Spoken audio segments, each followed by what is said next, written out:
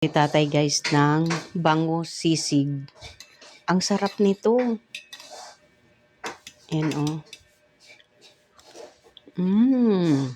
Dami ng bango.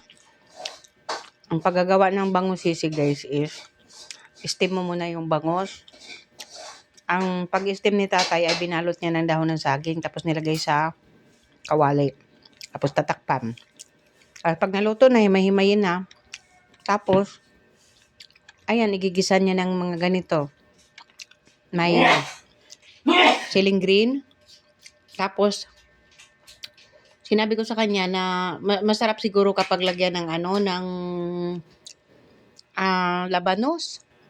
Ayan, pinalagyan ko ng labanos. Maanghang. Tapos, maraming sibuyas, bawang. Nag-imbento naman siya, dinagdagan niya rin ng carrots. Ayan, super yummy ng bango sisig.